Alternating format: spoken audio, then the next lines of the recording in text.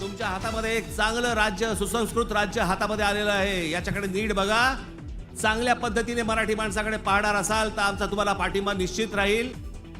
आमचं ऐकणार असाल तर पाठिंबा देऊ. राज ठाकरेंची मुख्यमंत्री फडणवीसांसमोर अट.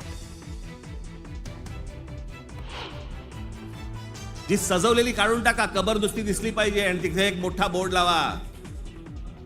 आम्हा मराठ्यांना संपवायला आलेला औरंगजेब इथे आम्ही गाडला गेला.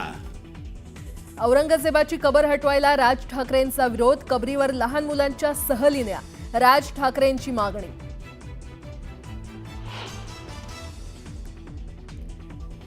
बीडमध्ये राखेतून गुंड तयार होत आहेत. संतोष देशमुखांना अतिशय घाणेरड्या पद्धतीनं मारण्यात आलं. देशमुख हत्याकांडावर राज ठाकरेंचं पहिल्यांदाच भाष्य.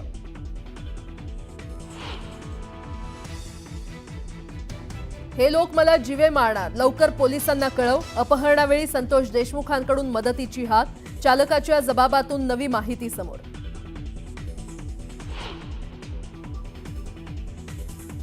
साई भक्तांना मिळणार 5 लाखांपर्यंत विमा संरक्षण. गुढीपाडव्याच्या दिवशी साई संस्थांची मोठी घोषणा.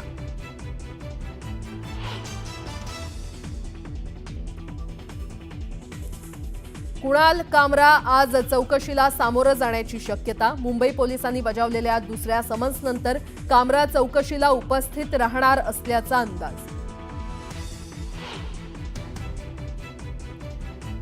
कर्जतमध्ये पार पडली 66वी महाराष्ट्र केसरी कुस्ती स्पर्धा. मुंबईच्या पृथ्वीराज पाटीलचा पराभव करत सोलापूरचा वेताळ शेळके ठरला महाराष्ट्र केसरीचा मानकरी.